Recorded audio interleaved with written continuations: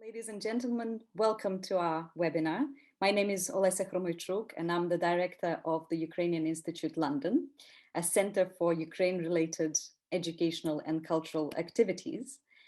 We are a registered charity, and we work to broaden knowledge about Ukraine in the UK and beyond.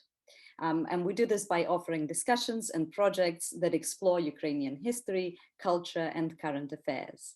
I'm extremely excited about today's discussion because not only do we have Andrey Kurkov, one of Ukraine's best known authors, as a guest, we also have an exceptionally skilled translator who will be moderating this discussion. If, like me, you are reading Andrey's Grey Bees in the English translation, this excellent translation was done by Boris Dralyuk. Boris Dralyuk is the editor-in-chief of Los Angeles Review of Books. He's co-editor of the Penguin Book of Russian Poetry, editor of 1917 Stories and Poems from the Russian Revolution. And Boris is also a poet. And of course, he's a translator. He translated Isaac Babel, Maxim Osipov, Mikhail Zoshchenko, and of course, today's guest, Andrey Kurkov, as well as other authors. Boris, the floor is yours. Thank you very much, Olesa, and thank you, Maria, and everyone at the Institute for organizing this conversation. I'm very excited to be here and to present a person who really needs no introduction, Andrey Kurkov, a novelist whose work means a very great deal to me. I've translated two of his novels, The Big Refuse and Grey Bees, which is the subject of today's discussion. Andrey was born in what was then Leningrad, but is very much a Ukrainian novelist. Just before our conversation began, he shared a very touching observation that it was independent Ukraine that made him a novelist. And that's true. He worked a number of jobs before the collapse of the Soviet Union. And it was really just weeks before the collapse that he published his first work, his first novel. He's gone on to write about 20 novels for adults, including the international bestseller Death and the Penguin, as well as 9 works for children, screenplays. And right now, I think is one of Ukraine's great ambassadors on the global stage, especially in the English-speaking world, but really globally. So it's my great pleasure to be here with Andrey, in whose work I have lived for a number of years, and to talk about a novel, Grey Bees, that was really remarkably prescient for me because I spent a year translating this life of a man in isolation, and then promptly lapsed into isolation myself in the COVID crisis. So it was I'm still there with Sergei in this novel. So Andrey, let me begin just as a kind of a general introduction by asking you about the origins of this book. And maybe you can tell us especially why you chose to concentrate not on the warring factions in the east of Ukraine and in the south of Ukraine, but on the people in the middle. Good evening and good morning and good day, wherever you are. Thank you very much for introduction and warm words, Boris.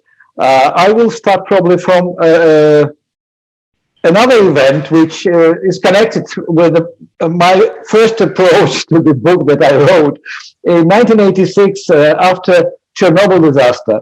I was then also writing and was trying myself in journalism, and somebody asked me if I'm already writing about Chernobyl disaster, as many do, or not. And I said, no, I wouldn't probably dare, because you need 20, 30 years to pass in order to understand what happened, what were the reasons and the consequences.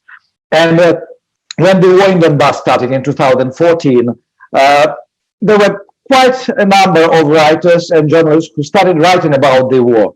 I mean, I'm not meaning reporters or journalists from the front line, but generally they trying to create fiction. And I was saying to myself, I don't want to write a novel about the war. And somebody actually asked me then, again, if I'm already writing, like other people, something about the war in Donbass. And I said, no, and I'm not going to until the war is over and we see what happens next. But with time, I had suddenly more and more acquaintances in Kyiv who were new settlers from Donbass. Actually, some of them were business people, young business people, middle-aged, who bought houses or flats before moving to Kyiv and before the war. So they, I mean, they were trying to expand. Of course, I mean, the main business was always in the capital, and there was a slow influx before the war. But after the war started, there was a huge influx of new people. I mean, not only refugees, but actually people who just moved from one house to another. I mean, they flee. Of course, they fled. Yes, but they had different, some kind of spirit and different attitude towards, and they were very worried about things happening there. And I had also friends before in Donbass. For example, one of my friends became the head of the Ukrainian National Chamber of Commerce, Gennady Chirikov, who is from Donetsk. And I knew him when he was in Donetsk, the head of Donetsk Chamber of Commerce. And I visited his office next to the airport, and he was showing us, me and my wife, around in Donetsk. So I had some connection with the city. I remember the city. And then suddenly, before the war, he was appointed the head of the Chamber of Commerce in Kiev, of the National Chamber. And we kept on our friendship, and we keep it on now. But then after the beginning of the war, I saw the photos of destroyed Donetsk Chamber of Commerce. It was bombed, actually. There is nothing left.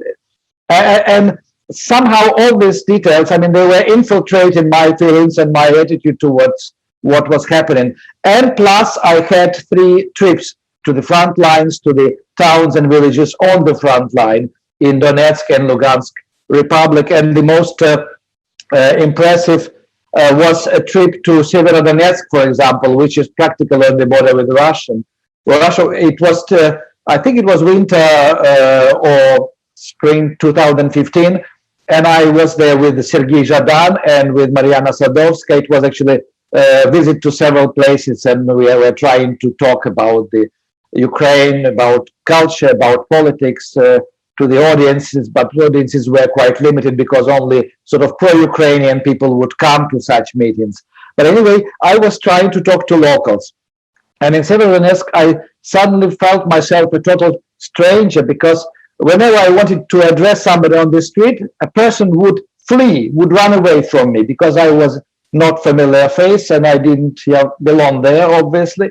And then actually on Gvardievsky Prospect, the main street of Severodonetsk, I was quite upset. I was walking towards the hotel, and I saw a boy of 10 years in a black jacket with a small Ukrainian flag attached to the button. And I just got startled. And I stopped him and I said, "You are not afraid?" Because I was told that 90% of the inhabitants there are pro-Russians. And I asked him, "Are you not afraid to wear the Ukrainian flag?" And he said, "Oh no, we are all Ukrainian patriots in the class. Only our teacher is separatist, but we are fighting with her."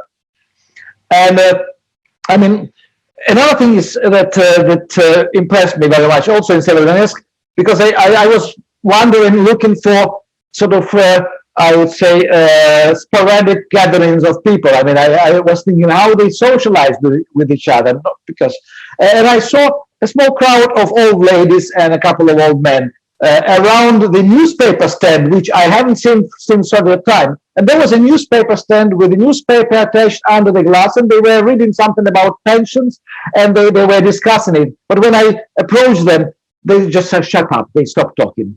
So I felt also not welcome. So I didn't feel any anger that they didn't want to talk to me. I just understood that they have their own world. This world was not touched from the Soviet times. And actually, I'm trying to interfere. I'm trying sort of to ask them to be different than they are, to talk to strangers, etc. And later, probably 1 year later, at one gathering where the ex-Donetsk business people, not big business, just middle and normal young people were gathering, and I was talking to one of them who opened a cafe somewhere near Kiev. And he told me that actually he is driving to Donbass almost every month in his car, and he goes to like gray zone village on the edge of gray zone in Ukrainian territory, where 7 families still live, and they are trying to live like they lived before. They are cultivating potatoes, growing tomatoes, vegetables, making pickles, etc. And they have no actually sort of authority in the village. I mean, there is no shop, no pharmacy, no doctor. So he was bringing them medicine, and they were just sending him messages what to bring. and he was buying from them these pickles that they were making. And then he was selling these pickles to through his cafes, probably to other resettlers. And since this moment, I started thinking about gray zone, because I imagine easily that the front line is 450 kilometers, which means gray zone is 450 kilometers. And it is sometimes narrow, sometimes wide, sometimes very wide, sometimes semi-gray, like in Avdiivka, where part of the city is practically gray zone and battle zone. And the other districts of the city try to live their normal life, but you regularly have somebody accidentally killed, like the bullet which was meant for this gray zone district flies further and breaks through the window and wounds kills somebody who has nothing to do with this war, of course. And this is how actually I decided to write a story about gray zone, because I mean, at that time already there were probably 200 books written by volunteers, by soldiers, by even writers who went to who were mobilized, like Artyom Chekh, and who spent time on the front line and in the trenches, and wrote his experiences and his thoughts. But I mean, I was there, well, not in the trenches, but I was talking to soldiers. I was in the military camp, but not really on the front line. So I thought I have no right to write about real fight, real battle, and I didn't want to, because there were so many already books written, and they are still being written now. So we will have a huge bulk of this war literature. But I thought there was nothing about civilians who are caught up in this war. And I mean, not everybody who stays there is an enemy, because I mean, people, some people tried to leave and then came back because they didn't work, they didn't find jobs, they didn't have money to rent houses or flats. They were not helped enough, although the help was promised by the state. And they went back to the separatist territories, and they're living there just waiting to see what happens and how to survive. So for me, these people are not political enemies. I mean, they are humans. And my novel is a human story. I wanted to write a human story. Precisely, it's a human story, and that's what really haunts me, is that the character continues to live with me. One way of thinking about the novel, and I keep reflecting on the process of translating it, is that it's a novel of gradual awakening. Sergeyich himself gradually awakens to the reality of what's happening outside, both inside and outside of the gray zone. It's a journey of discovery for him, and a very small, very minor journey of discovery that really changes his perspective of the world. But then he goes back. Well, I don't want to spoil the surprise, but he goes back to his world, but he goes back changed, like Odysseus. But it's also a novel of awakening for its readers, I imagine, who may never have given a thought to the lives of these absolutely gray characters who flee when you approach them, who kind of sink into the ground, who don't really exist, don't draw attention to themselves. And suddenly we're forced or we're made to reflect on their experiences, to awaken to their reality. So how's that been perceived both in the abroad and in Ukraine? How do your readers respond to this challenge to think about these people who don't usually draw so much attention to themselves? Well, I had very good feedbacks from readers. I didn't have many reviews for this book in Ukraine, but I was asked to write a play based on the first part of the novel about the village Staraya Malaya Starohorodivka, and the play in theater on Podol attracts a lot of viewers, big audiences, and there you can find a lot of resettlers. And I went 3 times to see my own play, because every time it is a bit different.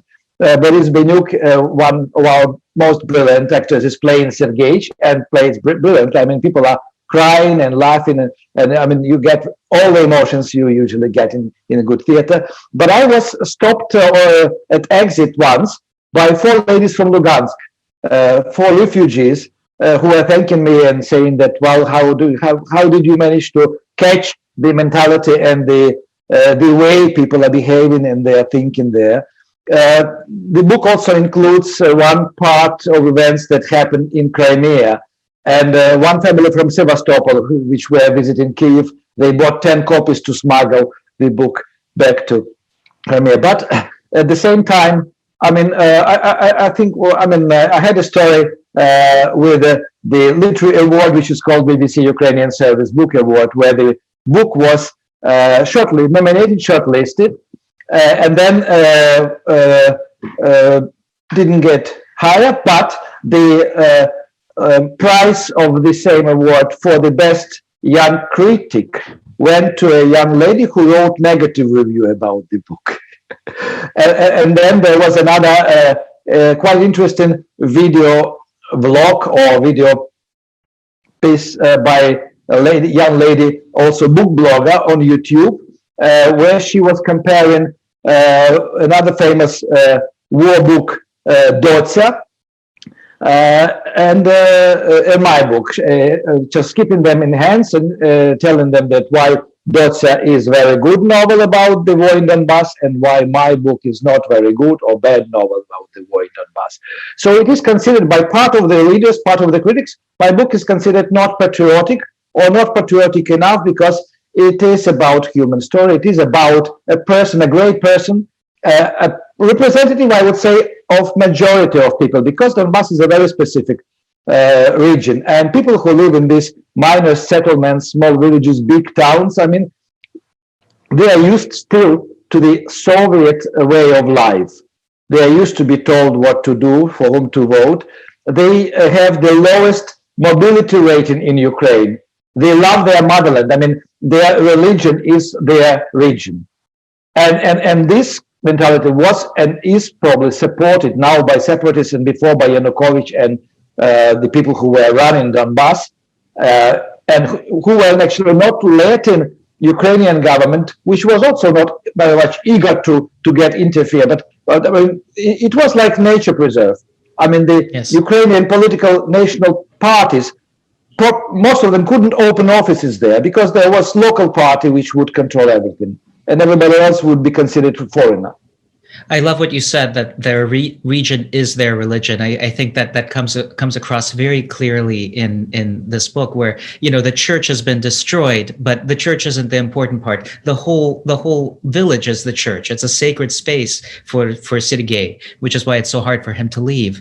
And you mentioned Yanukovych. Yanukovych actually appears in this book in some kind of indirect way.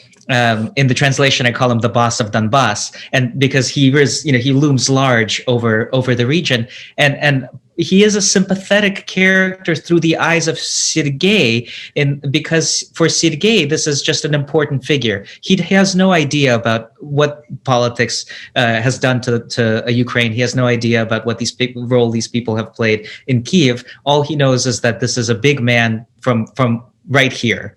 Could you speak a little bit more about this kind of a blissful ignorance and its consequences?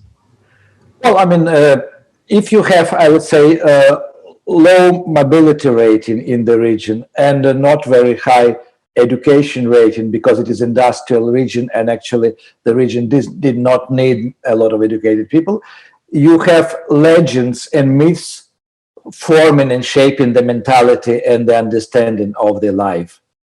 And I can tell you, I mean, I had a conversation with one journalist in Donbass during my trips, local journalist, who was pro-Ukrainian and at the same time kept more or less positive opinion and memory about Yanukovych.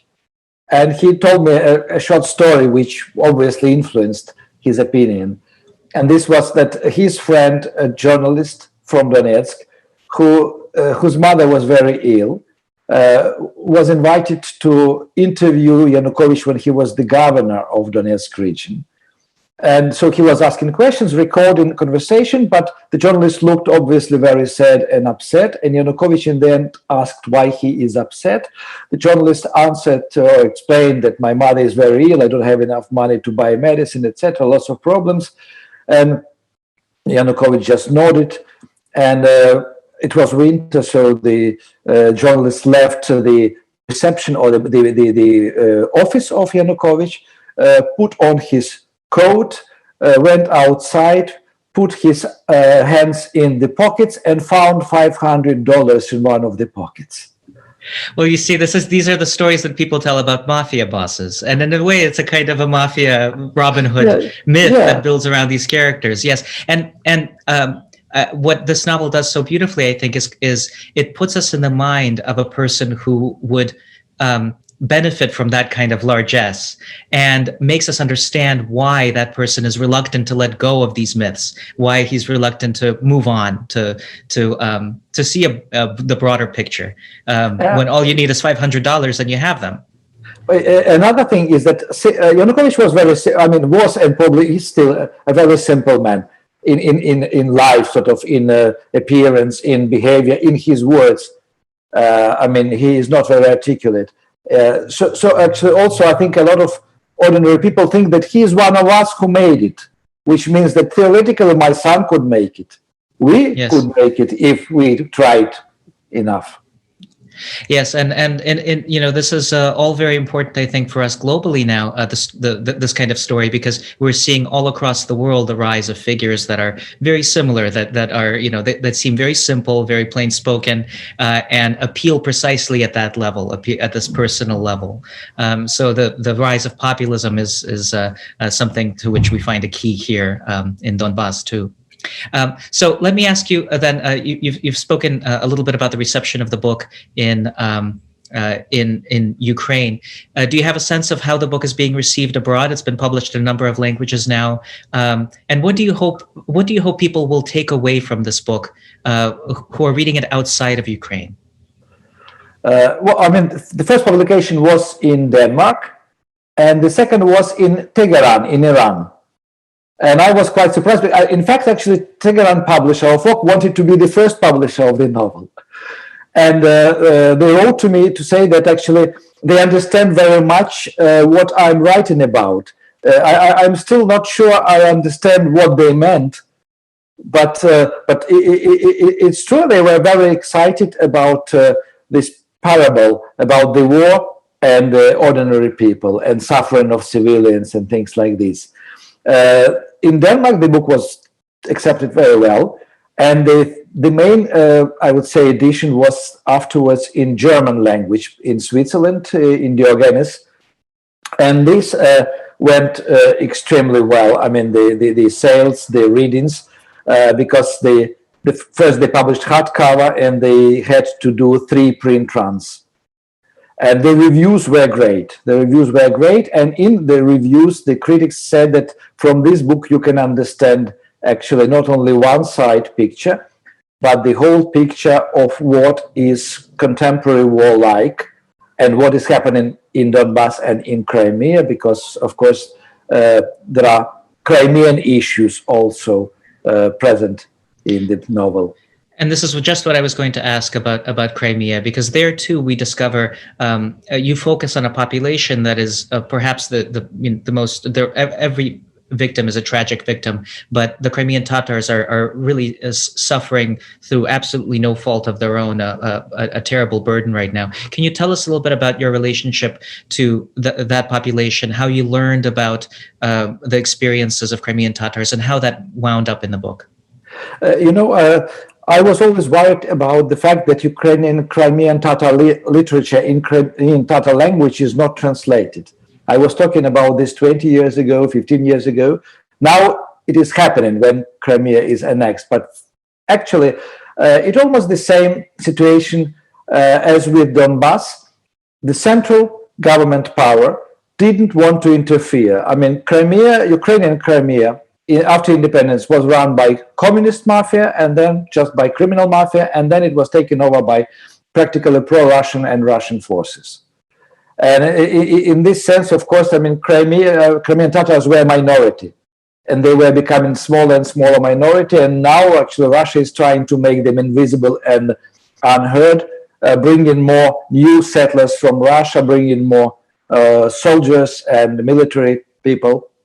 And of course, I mean, they have their inborn rights because, I mean, they are the only really minority which has roots in Crimea, which is left now, because before there were Greeks, there were even Italians, Germans, but Crimean Tatars are the only non-Slavic population people in Crimea, and of course, I mean, their rights were not, I would say, respected by Ukrainian presidents, because when they were allowed to come back from Uzbekistan, from Kazakhstan, they were promised by President Kravchuk financial help, building materials, land plots to build their houses, because their old houses were taken over in the wartime by resettlers from central Russia and from Western Ukraine also.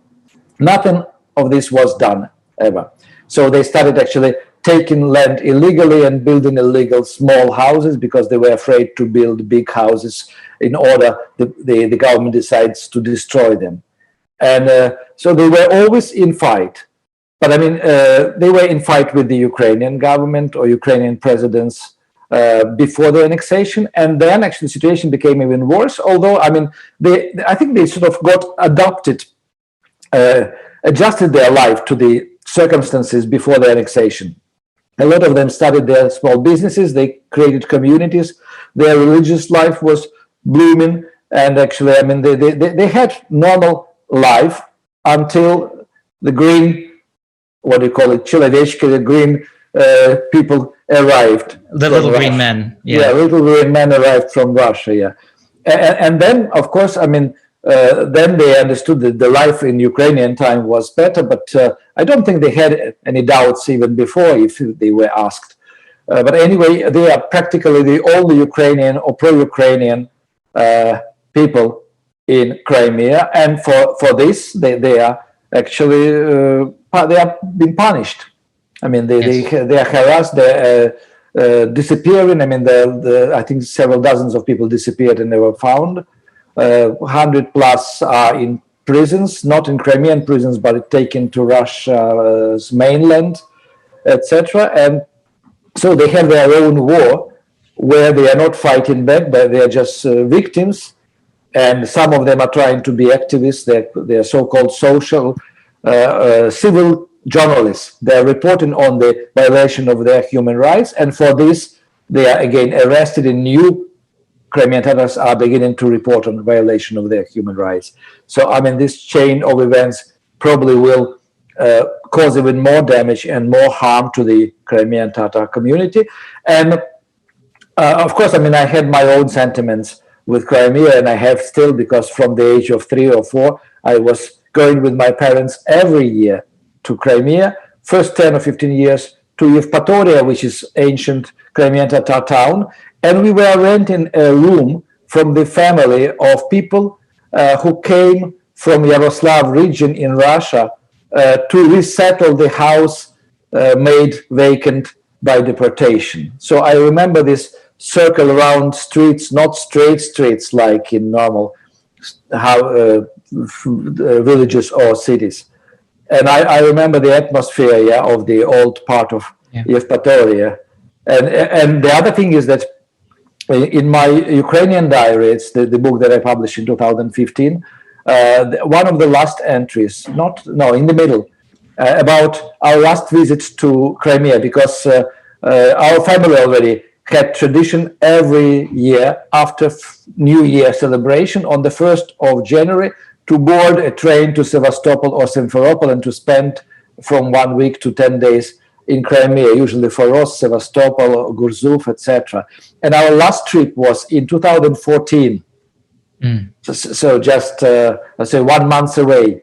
And I remember I was quite shocked that at that time there were already hundreds and thousands of Russian flags. And there were minibuses with the logo of the party or organization United Russia, etc. So for me, I mean, we changed our tradition because of the circumstances. We started going to Carpathian Mountains instead, but sort of the pain remained. Because, I mean, once you are used to do something like ritual, and then you are forced to abandon it, you feel actually also your rights are violated. Yes.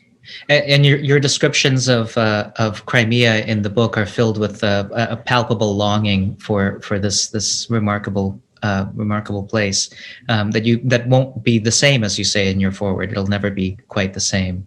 May I ask you a little bit about animals, because animals occur in just about every one of your books, and they're I think quite literally a vital part of the books. Here it's bees.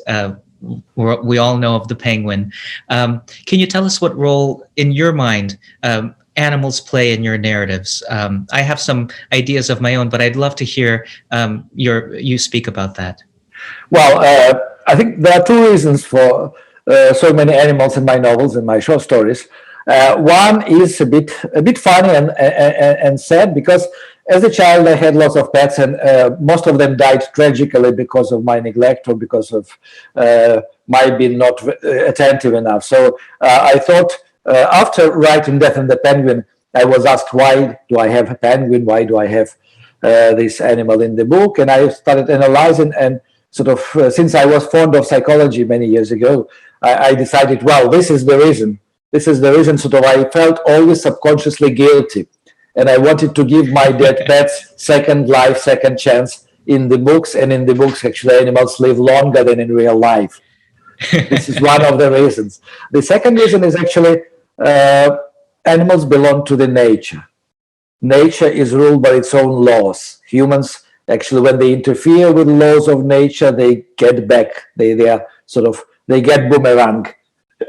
And in this sense, laws of nature are much more logical and much more clear and much easier to understand and to follow than the human rules or the constitutions or the laws which are voted for in Ukrainian parliament. So Yes. For people who are not intellectuals, who are not sophisticated, actually, they observe laws of nature, and this is like university for them, because when they understand how bee family lives, when they understand the behavior of hare or cow, how you should behave towards your dog or cat, and what you get back, and this is how you are educated by the nature. I mean, we are given some information in the schools and even in the kindergartens. First, actual information we get is about nature. Mm-hmm. And we learn. I mean, we learn to be aggressive, not to be aggressive, to be friendly, etc. To show how you must behave, not to provoke nasty situations and things like this. I mean, we learn more about this from nature than from human psychology, maybe, depending, of course, on your level of education and on your level of development. And for Sergei, actually, the laws of nature is wisdom.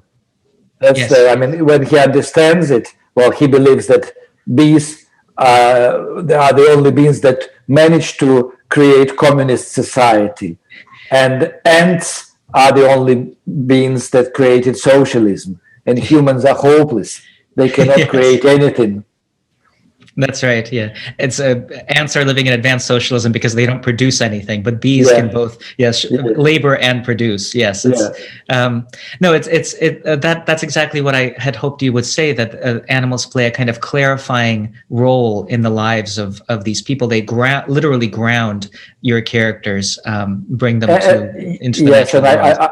I want to add that actually Sergei himself subconsciously is one of bees from the bees family. I mean, the people who are invisible, I mean, like, bees are invisible, but they are present, and they produce, and they bring, and they actually have their rules, small, simple rules, how to behave inside beehives, how to find its place, etc. And I mean, Sergei is one of them.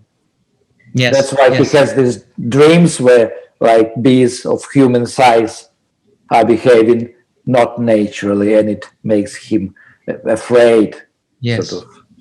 And that's one of my favorite scenes in the book. I wanted to ask you, you're fairly prolific. By the time that I finish translating a book, you've already written another one and are sending me the text. But I want to ask you whether there are certain scenes in your books that continue to live on inside you, that to which you return, that live as images or as emotional atmospheres in you. Is there a set of scenes in Grey Bees that continues to buzz in your head? Yes, not only from Grabies, but it's true. I mean, when I write, I try to write like from inside the hero, from inside the character. And I sort of explained it to myself many years ago that I'm trying to use Stanislavski's method, which is used in the theater, but in literature. So in order to write about President of Ukraine, in The President's Last Laugh, I became president myself in my thoughts and my sort of even behavior. And I remember that when I finished the novel, I kept on being Ukrainian president for 3 more months, suffering because of this. And I mean, when I was writing this book, I became Sergej. And I think something from Sergej still remains in my heart, in my thoughts. Sometimes I think that, well, I thought now not only as myself, but as Sergej would think in this situation. So if we talk about the episodes, for me, it was very important and still very important how Sergej observes life, observes what surrounds him. And for example, when he settled next to his passed away Crimean Tatar beekeeper friend on hill over Albat village, and he looks down from time to time, and like he sees the reality, but he feels like he dreams, because I mean the village has 2 names: Crimean Tatar name Albat, which is an Asian name and never used by Russians, and the Kuybyshevo, which is official name, which was in the Soviet time present, in Ukrainian time, and still now. And so he decides, when the village is beautiful, filled with electrical lights in the night, it is Albat, and when it is daylight and it is not so beautiful, maybe just ordinary, it is Kuybyshevo. So I mean, for me, the moments when he feels sort of comments his observations are very important, but also when he decides to use this grenade which disappeared and then reappeared because he thought he lost it, the grenade that was given to him as a welcome or a friendship present from a Ukrainian soldier. Then the moments when he is trying to help his dead friend's Crimean Tatar family, and with all his doubts and being afraid that he will be punished by FSB for going to them and inquiring about the destiny of the man. Then how he feels towards the beehive number 3, which was taken away from him for sanitary inspection in Crimea and then returned, and he thinks that something changed inside and the bees are buzzing differently and they are more suspicious, and maybe they changed their loyalty, maybe they are not their bees anymore. So I mean, the psychological moments are very important for me, but if we talk about visual moments, the episodes, I think the crossing the border, administrative border from Ukraine into Crimea, this episode is very important for me, where he has to play with the Russian FSB border control, and he agrees with the idea that he is a victim of Banderovцы, and he takes money collected in order to mend his Zhiguli, which was vandalized actually or broken by a drunken and disturbed war veteran in Zaporizhia region. And also his relationship with Gala when he, during his first stop in mainland Ukraine, in Ukraine. You know, as you were describing all of these scenes, they all came back to me in the exact phrasing that I used in my translation. And I remembered especially the, you know, instead of enchanting Albat, what he saw was the black hole of Soviet Kuybyshevo. And I just remembered all of these phrases that I also, I think, was able to formulate precisely because I use Stanislavski's method. You know, you as the creator see the world through the eyes of Sergej, and I, having seen the eyes through the Russian version of Sergej, have to create it anew, also using method acting methods. So yeah, it's all of the scenes are still alive with me, but I think especially that vision of Albat from the top of the hill near the vineyards. And so now I'd like to ask you a little bit about your future projects. So I want to create a little space here because we're going to return to Grey Bees and the group discussion, but maybe you can tell us about what you're working on now. I know there's a children's book out and also a new detective story. So tell us a little bit about that. Well, a year ago, I got access to some dossiers and documents of Cheka, of this Soviet Bolshevik secret service from 1919, 1920 and further in Kiev, about the cases in Kiev. And I got excited because I discovered lots of interesting things, and the language which was used in the documents and all this handwriting. And so I mean, I always was fond of history. And I went deeper into other archives to find out about life in Kiev in 1918, 1919. Of course, we know Bulgakov's White Guard, which depicts Kiev at that time, and some other memoirs. But I decided to try to write a series of retro crime stories where the history and real life of that time would be shown on the background of the criminal plot. And it coincided, actually, the beginning of work coincided with pandemics. So I was imprisoned, and I could write all day long, no travels. And I wrote the first novel very quickly, Samson and Nadezhda. And it has already very good feedbacks. I mean, it is quite dynamic. It is entertainment, but there are lots of things which are not known or forgotten by today's readers. And I also thought that we forget so quickly what happened before, like 20, 30 years ago. So a novel like this about 1970s probably would be also discovery for lots of readers, especially for the young ones. But 1919 for me is much more interesting. Of course, I mean, Ukraine had 6 or 7 governments in quick succession in just a number of years. I think it was like 14.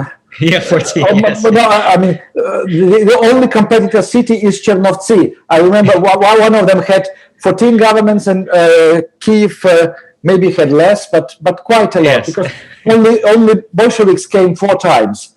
The last time right. Already for good. Not yes. For good, but until 1991. Well, yes, exactly. Yeah. But generally, to imagine life in the place in Kiev in 1919, where you can use 4 different currencies: Kerenki, Tsar's rubles, Soviet rubles, Ukrainian karbolancy hryvnia, and they had internal, I mean, like course. So I mean, you could exchange one currency for another, and lots of people at that time actually were trying to keep Tsar's banknotes because they were sure that they are the most precious and they will be able to use them later. All the tricks Bolsheviks used are very interesting, of course, and Kiev was surrounded by different bandits, by different Ottomans, Grigoriev and others. So it was like a city fortress. And sometimes actually there were fights on the edges of the city, in Svetoshin, in Darnitsa, yes. etc. And how people were surviving without income. They lost their income. People were trying to flee abroad, to flee to Odessa, to flee somewhere else. At the same time, people from Poland were coming, trying to settle. I mean, I checked the census of 1919. It is, I think it was done 16th of March.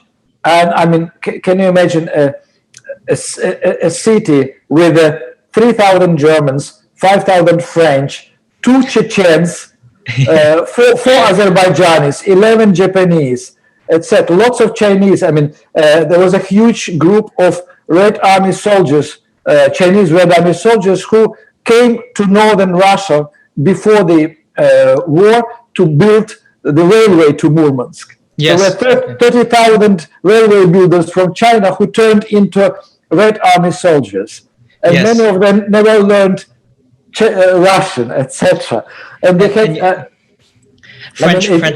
French occupying troops in the south of the country that were from Africa, of course. It's a remarkable time. It's irresistible as a subject for fiction.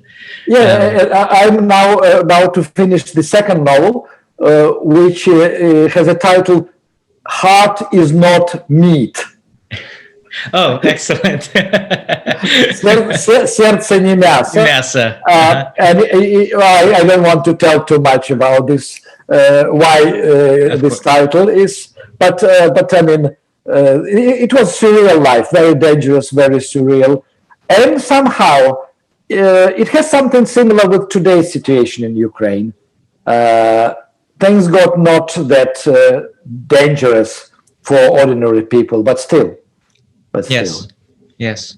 And what do you feel that this that Grey Bees has changed your approach? You know, we began the discussion by talking about Chechnya. Has it changed your approach to the question of addressing contemporary crises? Do you feel that you're more willing to speak openly, to write openly about current events? Although right now you're going back to 1919, but will you come back to what's happening in Ukraine now?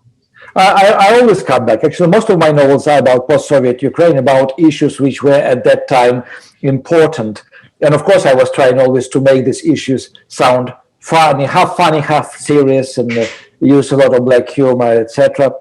And it's true that when I write or when I finish a novel like this, I want to escape to something completely different and lighter and more entertaining. And I was also thinking when I started writing this retro criminal story that people are so tired of heavy stuff, bad news, bad politics, war in Donbass, etc., doubts about the future, that they maybe want to be entertained a bit.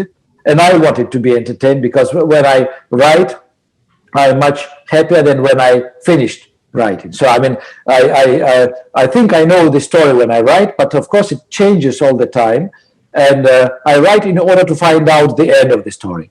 So I'm very curious when I'm writing because I mean the characters become alive. They get their own logic, motivations. So they shape the story sometimes more than I do, and I don't want to force them to do unnatural things.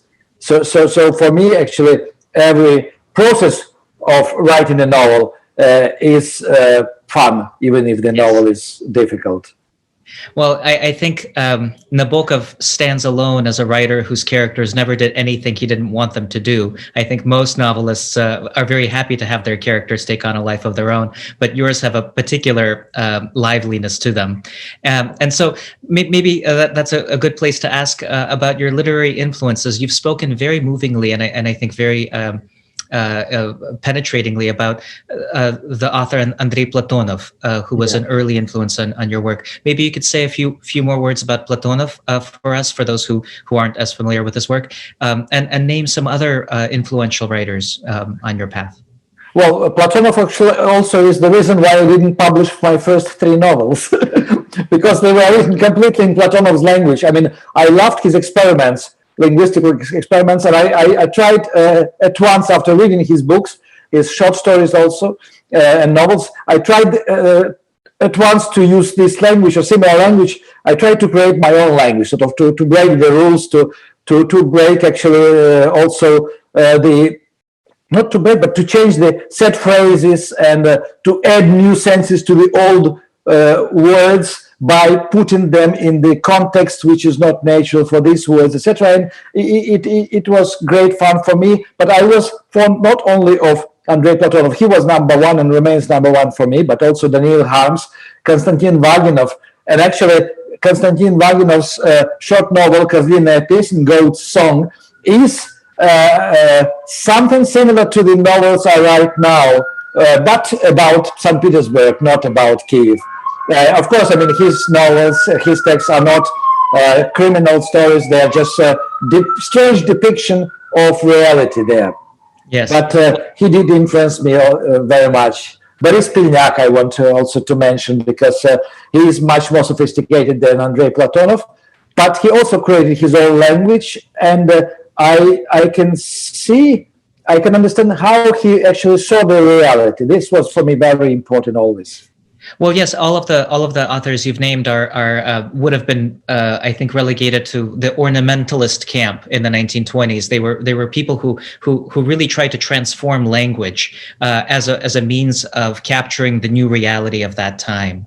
And I think that you very much continue that tradition. I don't want to say that I had ever have had a bad experience with any editor. All of my experiences have been good, but it's been a very stimulating experience working on your novels, because you do push language, you do push certain phrases, you repeat phrases until they gain new meaning over the course of a chapter, 2 chapters, 3 chapters. And as a translator, I defend your right to do that, because I think it creates a vital effect in the text. So it's always been a wonderful experience working with Meklohos Press on your books, because we both the editor, my chief editor there, and I learn as we go through the process about the new meanings that you've created for us.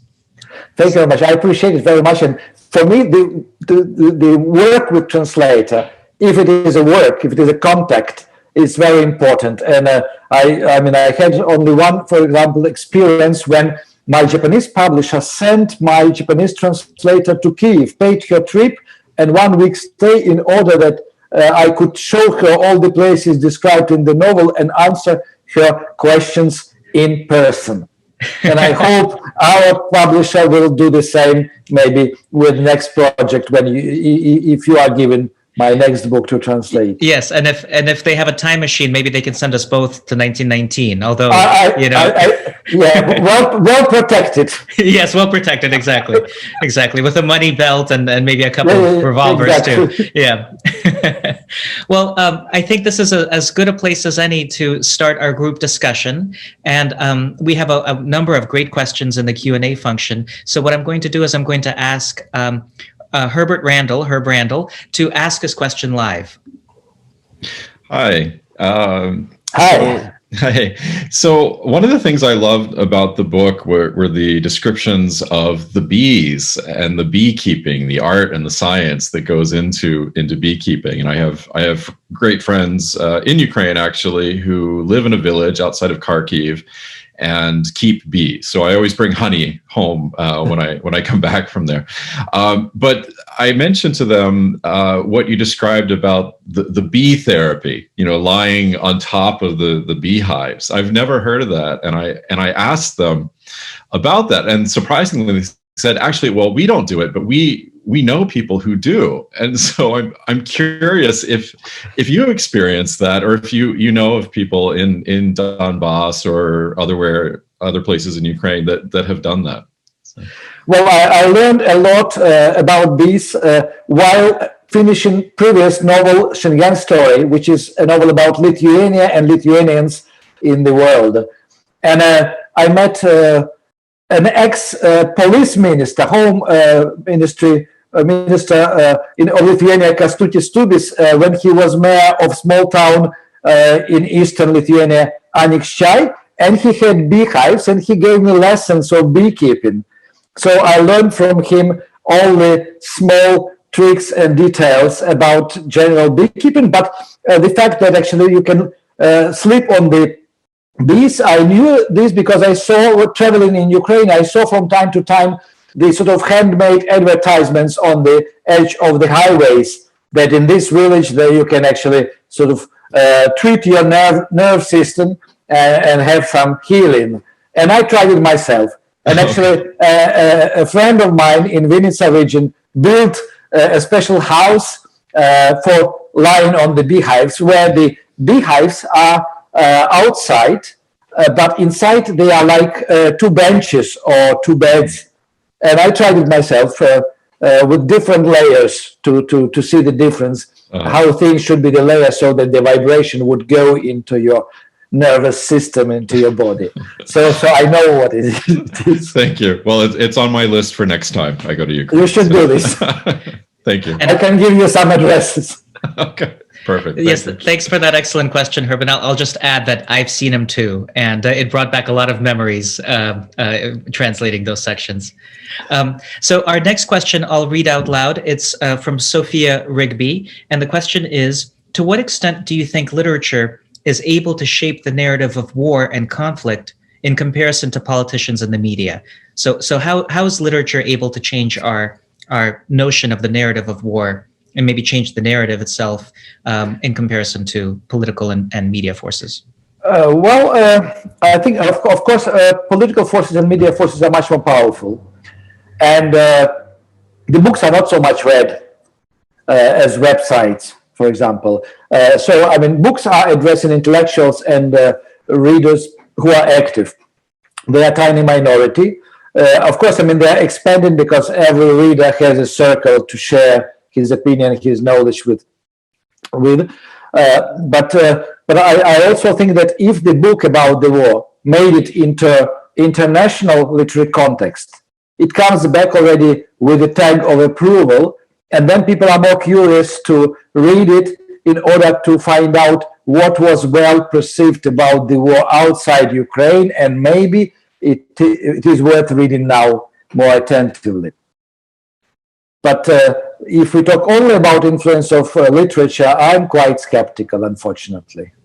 And if I may ask a follow-up question, you mentioned that there are now a great number of novels written about the war in Ukraine.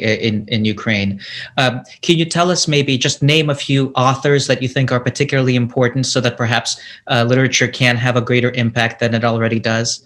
Some of the people who are writing now that you think should be more widely read.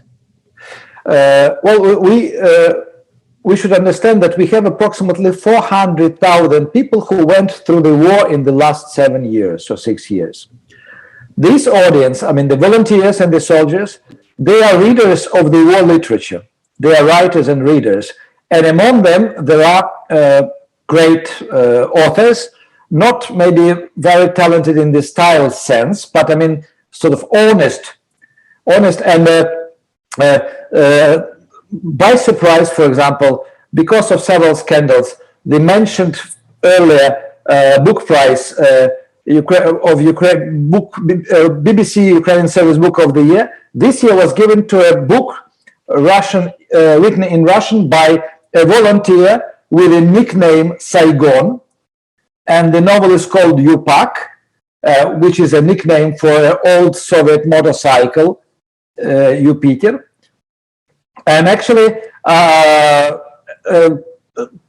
intellectuals, most of them, they were very unhappy about this decision, but some other readers were very happy. And I didn't read this book yet, but I read a lot of reviews, and it seems it is interesting. It deserves attention. If we talk about professional literature, I was partially a witness of a documentary book written by Yevgeny Polozhy, a writer, a journalist, and editor of the newspaper in Sumy on the border with Russia. A book is called Ilovaisk, and it is like a collection of memories and witness accounts from Ilovaisk tragedy, where Ukrainian forces entered the city of Ilovaisk and then were encircled by separatists and Russian troops, and then the Russian who moved into Ukrainian territory, their artillery, they said that they allow Ukraine, or they give green corridor to Ukrainian forces to leave this city. So the Ukrainian forces went to this corridor, and then they were destroyed by artillery fire. And I mean, this is a very moving, very powerful book. And I was at one presentation in Odessa where some of the participants of the events were present. And it was interesting because the participants started discussing or quarreling after the presentation, saying that this moment, this quotation is not right, this happened differently. So I understand that actually you can never get 100% true account of the events, because I mean, when you collect memories and witness accounts, everybody sees something a bit differently. But this is a very important book, I think. Thank you. Thank you for that. Thank you for that answer. That's a job for translators in the audience. The next question is from Magdalena Spalinska, and it's, what is your view on the possibilities of solving the real conflict in Eastern Ukraine and Crimea? What do you think the possibilities are? Well, possibilities are only with consent of Russian government, or can be connected with the change of power in Russia, which is unlikely in the nearest future, or if Russia gets tired. But I mean, we should understand that there are thousands of dead soldiers and civilians on both sides, and the bitterness and hatred is fortified by Facebook and social networks. So, I mean, I watched on YouTube a lot of like videos from Donetsk, from Lugansk, where people are asked what they think about Ukraine. Would they like to their territories to rejoin mainland Ukraine?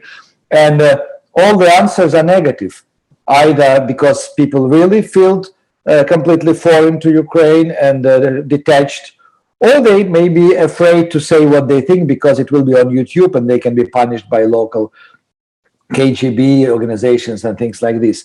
But obviously there is no movement inside separatist territories of people who want to go back. So personally, each one can go to Ukraine, can move to Ukraine, can leave their property there without being able to sell it for good price or to exchange it.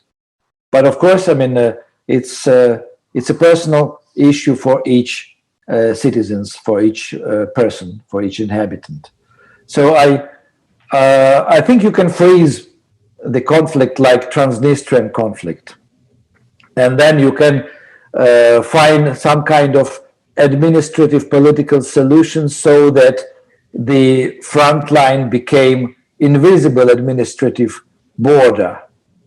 But the border will remain, and psychological border will remain for 2 generations at least. Yes, yes. So now we move on to a more literary question from Jonathan, who has joined us as a panelist, so he'll be able to ask it himself. Hello, gentlemen. Thank you for the talk today. It's been very informative. I do have a more literary question because I've read your work, Mr. Kurkov, but I also am cognizant of the fact that I haven't read your work to a certain extent, being an English speaker. So I have a question for both of you. You speak very collaboratively about the translation process. How much of it, when you get the final results, how much of it does it feel like either of yours work, if that makes sense? Well, maybe Boris will start. That's very unusual that I should start, but okay, I'll start as the translator. I feel a sense of, I don't want to say ownership over the work, although of course I do feel that it's my work, but I feel a sense of belonging in it because it is my language. They are my choices. And as we were saying earlier, by using Stanislavski's method, I have walked a mile in the shoes of the characters. So it's hard for me not to think back to the experience of translating it as I would to an experience of writing and imagining these characters in the first place. And when I think about Sergej, I think in the language that I put in his head and put in his mouth. So I do feel a sense of ownership there. But of course, I didn't give it that start, which is the start that Andrey gave it. And my principle, how I check if I feel that this is my book or not, for me, music of the text and rhythm are very important. And actually, I wrote many of my books while listening to music, usually classical music and usually depressive classical music, like Gustav Mahler. It helps me a lot. And so when I see the translation in the language that I speak and read, I read it aloud, because for me also reading aloud is the best proof that this is my text. And in Boris' translation, I found the same music and the same rhythm that I put into my original text. Well, thank you very much for that. The biggest endorsement an author can give. I know that after finishing a paragraph that seemed particularly musical to me, I would send it to my wife, who's also a brilliant writer and translator, and just to share the joy of that music. And that's a marker. My willingness to share it with my wife is a marker of my success. So, and the next question is from Lesia, and she will also be able to ask it in person. Hi, first I want to thank you because your good humor has kept me going, Andrea, for many years since we first met in Kiev in the 1990s. And I specifically want to ask about Pashka the neighbor, because it felt to me like you couldn't have touched on a topic more close to my heart. It's sort of like living with my Brexiteer neighbor and trying to find a way around it, because he's the only one who lives on the right-hand side and we talk all the time. But anyway, so could you talk about how you came up with the character, really, and also particularly the scene where we have to swap Lenin-Shevchenko Street? Thank you. Well, I think Pashka appeared quite easily in my plans and my ideas, because when you have only two people left in the village, you cannot have friends, buddies, or cousins, because then you have a sweet story of different nature.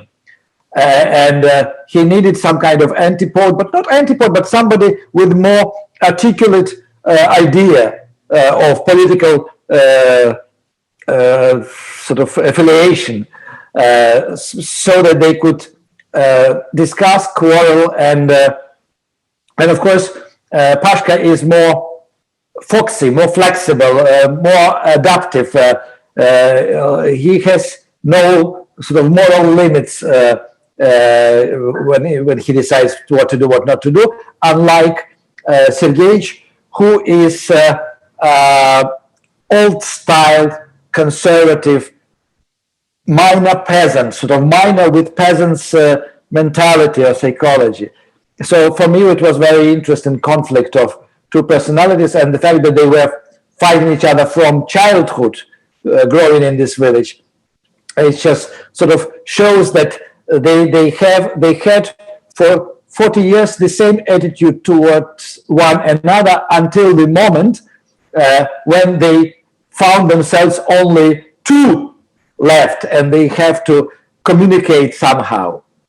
And here there is also sort of a mini geopolitical issue, because one can think that actually Pashka is sort of pro-Russian because his garden faces the separatist positions, and Sergei's, although on Lenin Street in the beginning, his garden faces Ukrainian positions. So he actually sort of looks, one can say, from his window onto Ukraine, and the other one onto Russia. And so this is the small things which like shape their ideas and they shape their affiliations. Yes, Lisa, this is brilliant. Thank you. and he was just such a pleasure to translate. A despicable human being, but lovable too. And as soon as I hit that key word, frenemy, I understood exactly what the relationship was and was able to develop it in English. That's great find. Yeah. Okay. The next question is from Ursula. Hi, Andrey. Hi, Boris. Hi. It's great to be here. So thank you so much for organizing this. My audio was a little bit weird at the beginning, so maybe you already mentioned this, but I wanted to ask you, how come you chose the character of a beekeeper? Was it to show the war through the eyes of a regular inhabitant of a village, or did it have some other purpose? The reason why I ask is because I feel like, as you said before, such a serious topic is always shown very seriously. So was that the intent, or was there something else? Thank you. Well, Sergei lives alone. He was dumped by his wife, and she left back to Vinnytsia. So I mean, he was always attached to bees because I mean it was like probably competition between bees and his family that also partially led to divorce or to separation. And the people who are beekeepers are very different from normal people, from ordinary people. I can tell you, I talked to many of them, and they are individualists. Although I mean they can be like gray and not interesting otherwise, but they are very individual. They are singles. They are living together with the bees, not together with the human society. So I mean they deal with society less than with the bees, because only if there is a necessity. So I thought immediately that Sergei must be a beekeeper. Then it will explain a lot of things in his behavior, in his thoughts, in his attitude towards human society. Okay, so our next question is from Svetlana, and she may have a little trouble with her microphone, but we'll give her a chance. Hi, great to be here. Hi. Thank you. I have two questions. Question number one to Mr. Kurkov, why are you so awesome? And question number two is, to what extent do you edit or review or sort of proof your English translations? How much do you work with the English language, and how much work there is with your translator generally on nuances, turn of phrase, humor, and so on? Thank you. Well, I mean, I don't have an answer to the first question. Maybe because I grew up and lived all my life in Kiev, in Ukraine. That's in general, I was born happy, and independence of Ukraine made me extremely happy, and I'm still happy in spite of everything that happens around. Yeah. The second answer is that after Boris translated brilliantly my most difficult novel, Bigfoot's Fuse, I could trust him completely, and I read not the whole text, but different chapters, and I loved them, and we had exchange of questions and suggestions by email. So it was just normal work where the author completely trusts the brilliant translator Boris is. You know, when I read your books in 3 languages sometimes, because I have no life, obviously. But when I when I read your books in English and the original Klingon, I find that my perception of them is very different. When I read them in Russian or Ukrainian, I go like, yeah, of course this happens. Obviously, you know, who doesn't know that this sort of thing happens every day? When I read it in English, like, oh my goodness, really crazy stuff. Crazy stuff is being described. So the language really gives a patina of unreality to your stories. Did you ever find that, or am I the only one to see that? No, you are not the only one. But in fact, actually, the reason for this is you, not me, and not the translation. Because you read in English as an Englishman or English lady, and in Russian as a Russian speaker, and in Ukrainian as Ukrainian. So, I mean, every time you read in one language, the language defines how you perceive it. I think that's absolutely right. I'll just add one other element. That's completely correct. Of course, that the language's perception is reality and language is perception. I completely agree. But the other thing is that, you know, inevitably any translator will have to face a certain number of losses. You incur losses as you work. So what we try to do after years and years of experimenting is to make sure that we make up for it in some way or another. I'm lucky to work with texts that are so rich as Andrey's are, because they give me plenty to make up for whatever losses I incur. There's so many things that I can highlight, I can bring to the fore that will compensate for the inevitable losses. So the next question is from Kieran Robinson, and the question is, the question is, you spoke a little about the somewhat negative Ukrainian response to the novel. What was the response like in Russia and the wider Russian-speaking world? There was no response from Russia because my books are not on sale in Russia and they are not published there from 2008. So I don't know if anybody in Russia read. I mean, you can probably download electronic ebooks in Russia, but I had no feedback. But generally, I don't think actually Russian audience, Russian readers remember me or know about me, because actually I wasn't present there for many years. And I will add that that's been my experience too. Even when I mention to Russian authors with whom I work and other Russian readers, if I mention your name, they will have heard of the name, but they have no idea about what you've been doing for the past 10 to 20 years, which is I think a real injustice. And you know, it puts me in the position of being your advocate in the Russian-speaking world. I don't think I'm the best advocate, but I try.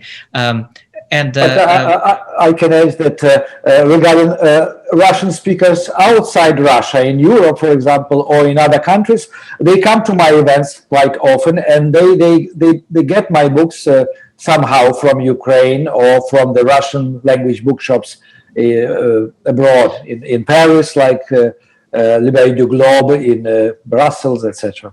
And the same here in the United States. In the United States, there is a recognition, and of course, a lot of Russians, as you mentioned, they download books and read them on the internet, and so you do have a readership here, but I'm still baffled by the fact that Russians seem to be kind of oblivious to you in Russia.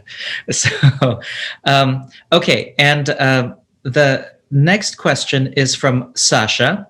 And it's thanks so much for the stimulating discussion. I thought I might read the compliment first. And a question for both Andrey and myself. What is it that makes Kurkov's book so eminently translatable and readable around the world? Well, Boris, you start. Well, I wouldn't say that the books are...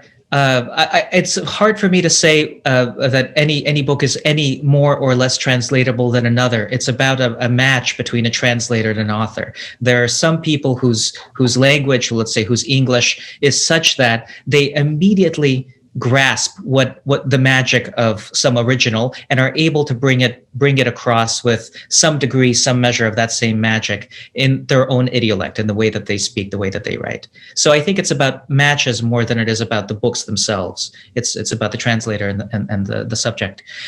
In my case, I think what makes Andrey's book so successful around the world is precisely that human touch. It's the human element, the fact that the focus is always on the lived reality of these people who pop up off the page in 3 dimensions, who have an intimate relationship with the natural world, whose thoughts are so gently and with such care laid out for us. They envelop us. We are surrounded by them in the process of reading.